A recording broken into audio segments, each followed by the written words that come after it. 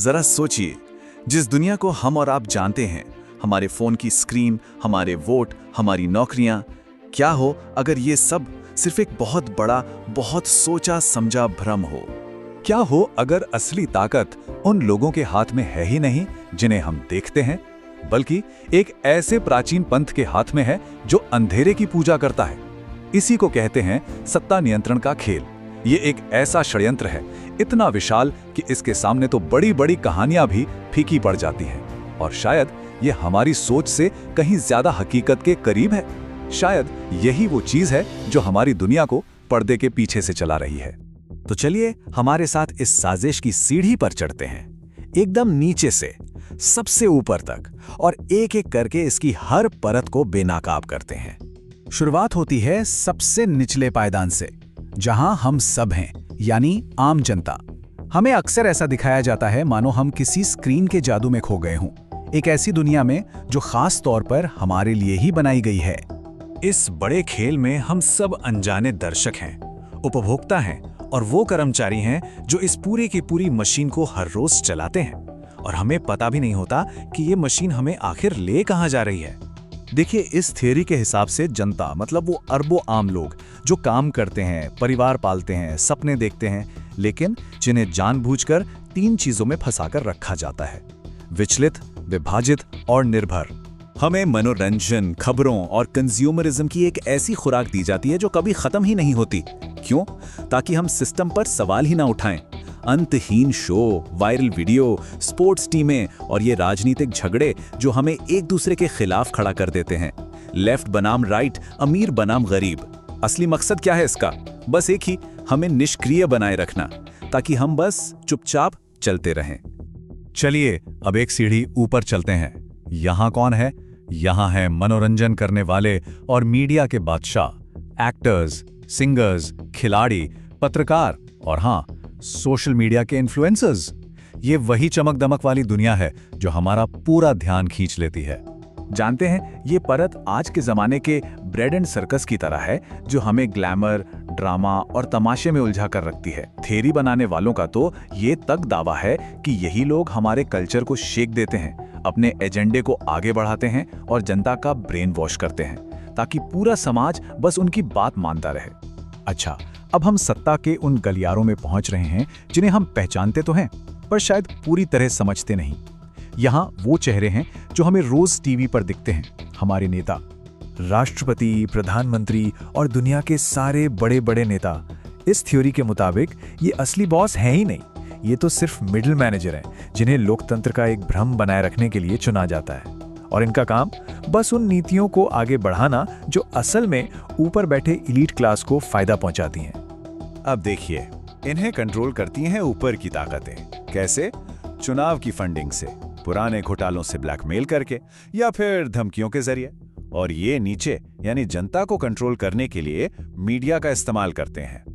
सोचिए, एक नेता युद्ध का ऐलान करता है, मीडिया डर फैलाता है और आम जनता उसका समर्थन करने लगती है। अब हम और गहरे परछाइयों में उतर रहे हैं। यहां हमें मिलते हैं ज़ायोनिस्ट, वेटिकन यानी कैथोलिक चर्च का पावर सेंटर, और फ्रीमेसन, एक बहुत ही रहस्यमयी भाईचारा संगठन।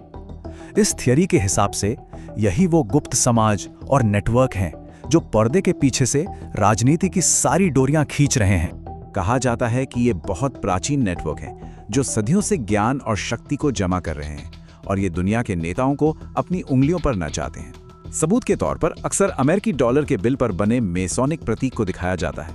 उस पर क्या लिखा है? नोवस ऑर्डो सेक्लोरम, जिसका मतलब है नई विश्व व्यवस्था। अब हम पिरामिड के शिखर के और भी करीब पहुंच रहे हैं। यहां कौन बैठा है? यहां है दुनिया के सबसे अमीर और सबसे शक्तिशाली परिवार। नाम है रॉथस्चाइल्ड, रॉकफेलर और शाही परिवार। जी हां, ये वो ब्लड लाइन्स हैं। कहा जाता है कि ये परिवार सदियों से आपस में ही शादी करते आए हैं। क्यों? ताकि दौलत और ताकत हमेशा परिवार के अंदर ही रहे और दुनिया के फाइनेंस, रिसोर्सेज और इंस्टीट्यूशंस पर उनका कंट्रोल कभी कम न हो। रॉथस्चाइल्ड परिवार पर आरोप है कि उन्होंने दुनिया के सेंट्रल बैंक बनाए और युद्धों से खूब मुनाफा कमाया। रॉकफेलर परिवार का दबदबा तेल, दवा और शिक्षा पर है और वही दुनिया की नीतियों को आकार देते हैं। और शाही परिवार वो पुरानी दुनिया की ताकत का प्रतीक हैं। ये सब मिलकर नीचे के गुप्त समाजों को निर्देश देते हैं, मीडिया ग्रुप्स के मालिक हैं और अपने फायदे के लिए आर्थिक संकट तक पैदा कर देते हैं। लेकिन रुकिए, ये शक्तिशाली परिवार भी इस खेल के असली मास्टर नहीं हैं। नहीं, अब हम पिरामिड के उस शिखर पर पहुंच रहे हैं जहां असली, अंतिम और सबसे गहरी शक्ति छिपी हुई है। और सबसे ऊपर, बिल्कुल शिखर पर, एक नाम है बाल, एक प्राचीन देवता जो अंधेरे में लिपटा है और जिसके हाथ में इन सभी कठपुतलियों की डोर है। ये नाम कनानी मैथोलॉजी से आता है और इन थ्योरीज में इसे अक्सर शैतान या एक राक्षसी शक्ति के बराबर माना जाता है।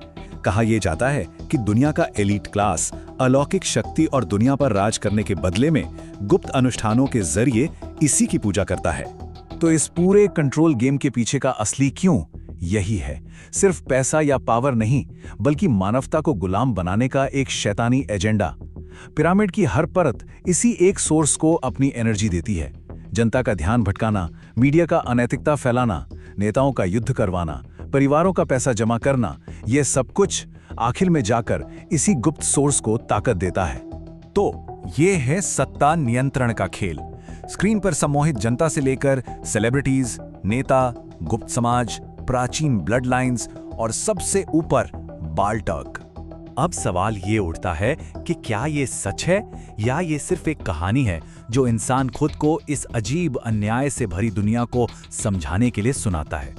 ये सवाल हर किसी को खुद से पूछना होगा। गहराई से खोजिए, हर चीज पर सवाल उठाइए और सोचिए कि इस पूरी तस्वीर में हमारी जगह कहाँ है। क्योंकि इस थ्योरी के मुताबिक उनकी सबसे बड़ी ताकत यही है कि वो हमारी और आपकी उदासीनता पर ही भरोसा कर रहे हैं।